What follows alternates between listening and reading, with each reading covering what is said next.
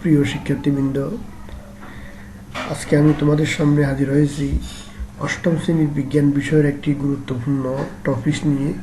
সেটি হচ্ছে মৌলের যোজনী মনে রাখার সহজ উপায় নিয়ে। আমরা জানি একটি মৌল অপর একটি মৌলের সাথে মিলিত বা সামর্থ্যকে বলা হয় যোজনী। তো আমরা ইতিপূর্বে মৌলের প্রতীকগুলো সম্পর্কে জেনেছি। তো এখন আমরা মৌলের যোজনী জানবো। যোজনী সম্পর্কে আমরা যদি জানি বা যোজনী মনে রাখতে পারি, তাহলে অতি সহজে আমরা যে কোনো যৌগ গঠন করতে পারবো। আর যৌগ গঠন করতে পারলে আমরা পরবর্তীতে রাসায়নিক বিক্রিয়াগুলো অতি সহজে লিখতে পারবো। তাছাড়া তোমরা যখন পরবর্তীতে নবম শ্রেণীতে উত্তীর্ণ হবে, তখন বিজ্ঞান কিংবা রসায়ন বিষয় পড়তে গেলে অবশ্যই তোমাকে মৌলের প্রতীকের পাশাপাশি মৌলের যোজনী জানতে হবে। আসলে যোজনী আমরা মনে রাখি, মনে রাখার চেষ্টা করি, আবার অতি সহজে ভুলেও যাই। ভুলে যাওয়া আমাদের কিছুতেই কাম্য নয়। তাই আমি আজকে সহজে মনে রাখার উপায় নিয়ে তোমাদের সামনে হাজির হয়েছি।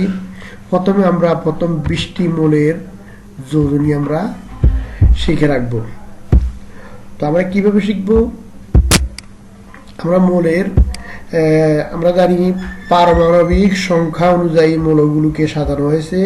তো প্রথম 20টি মৌলের পারমাণবিক সংখ্যা অনুযায়ী এখানে সিরিয়াল দেওয়া আছে। এগুলো মূলত এই সিরিয়ালের দিয়ে মনে রাখতে হবে, কারণ আমরা জানি যার পারমাণবিক সংখ্যা 1 তার প্রোটন সংখ্যা 1, ইলেকট্রন সংখ্যা 1। তো পারমাণবিক সংখ্যাটা কি আমরা ইতিমধ্যে জেনেছি, সেটি হচ্ছে মৌলের পারমাণবিক সংখ্যাকে সাধারণত প্রোটন সংখ্যাকে বলা হয় পারমাণবিক সংখ্যা, আর প্রোটন সংখ্যা আর ইলেকট্রন সংখ্যা সবসময় সমান থাকে।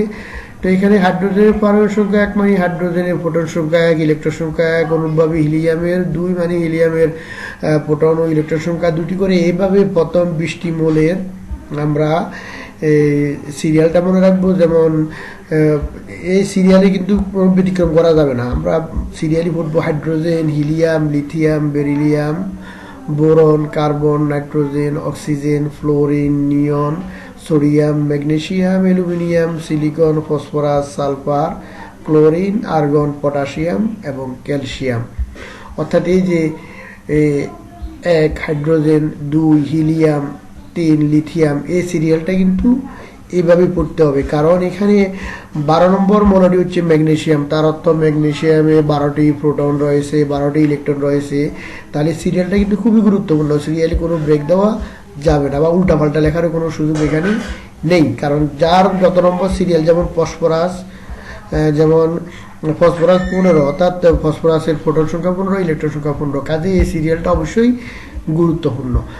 তো মৌলের নামের পাশাপাশি আমরা মৌলের প্রতীক ইতিমধ্যে শিখেছি। যেমন হাইড্রোজেনের প্রতীক হচ্ছে H, helium He, lithium Li, beryllium Be, boron B, carbon C, nitrogen N, oxygen O, fluorine F, neon Ne, sodium Na, magnesium Mg, aluminium Al, silicon Si, phosphorus P, sulphur S, chlorine Cl, argon Ar, potassium K এবং calcium Ca। তো এখানে আমরা ইতিমধ্যে জেনেছি যে সাধারণত 1 বর্ণ বিশিষ্ট মৌলগুলোর প্রতীকগুলো বড় হরফে লিখতে হয়, আর যেগুলো 2 বর্ণ বিশিষ্ট সেগুলো প্রথম বর্ণ বড় হরফে এবং পরবর্তী বর্ণটা ডান পাশে ছোট হরফে লিখতে হয়। যাই হোক, এই প্রতীক আমরা জানলাম। এখন আমরা শিখবো যোজনী, যেটা খুবই গুরুত্বপূর্ণ। প্রথম 20টি মৌলের মধ্যে সাধারণত 3টি মৌল হচ্ছে নিষ্ক্রিয় মৌল। সেগুলো কি কি? যেমন হিলিয়াম, এটি একটি নিষ্ক্রিয় মৌল, নিয়ন সেটি একটি নিষ্ক্রিয় মৌল, আর আর্গন একটি নিষ্ক্রিয় মৌল। তো আমরা জানি নিষ্ক্রিয় মৌলগুলো যোজনী সাধারণত হয় 0। তাহলে আমরা এই সিরিয়ালে লিখে যাবো এবং যোজনী ঘরটা আমরা খালি রাখবো। এগুলো আমরা এখন ধীরে ধীরে পূরণ করার চেষ্টা করবো। তাহলে নিষ্ক্রিয় গ্যাস 3টি হিলিয়াম, নিয়ন এবং আর্গন, এদের যোজনীগুলো আমরা লিখতে পারি 0 করে, কারণ আমরা জানি নিষ্ক্রিয় মৌলগুলোর যোজনী 0।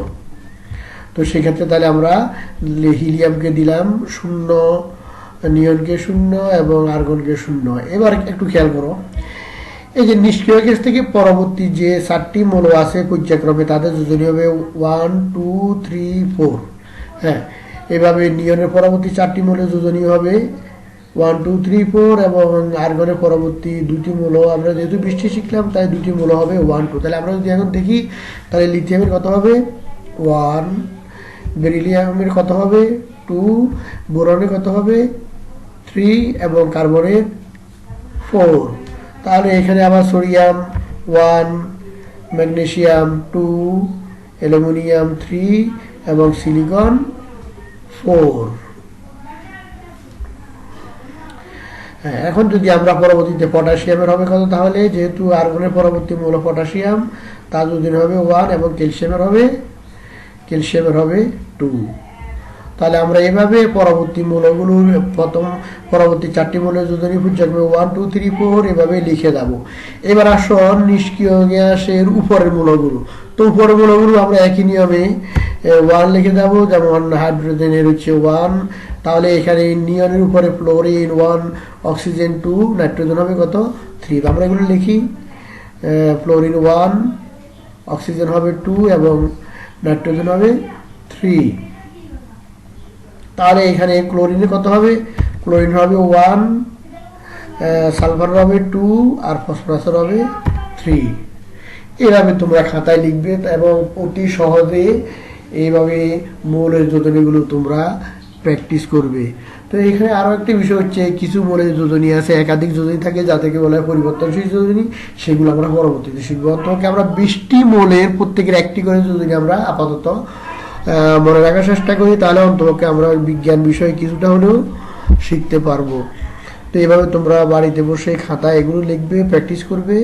নিষ্ক্রিয় মৌলগুলো যোজনী শূন্য ধরে পরবর্তী মৌলগুলো প্রথম 4টি মৌলের 1 2 3 4 এভাবে লিখে যাবে, আবার উপরের দিকেও লিখে যাবে 1 2 3। এইভাবে তোমরা প্রথম 20টি মৌলের সিরিয়াল যদি মনে রাখতে পারো তাহলে এই সিরিয়াল থেকে অতি সহজে তোমরা যোজনীগুলো মনে রাখতে পারবে।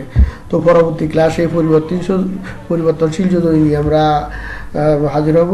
আশা করি এভাবে প্র্যাকটিস করে তোমাকে 20টি মৌলের যোজনী সহজে মনে রাখতে পারবে। তো ভালো থেকো, পরবর্তী ক্লাসে দেখা হবে ইনশাল্লাহ, সেই প্রত্যাশায় সবাইকে অনেক অনেক ধন্যবাদ। আল্লাহ হাফিজ।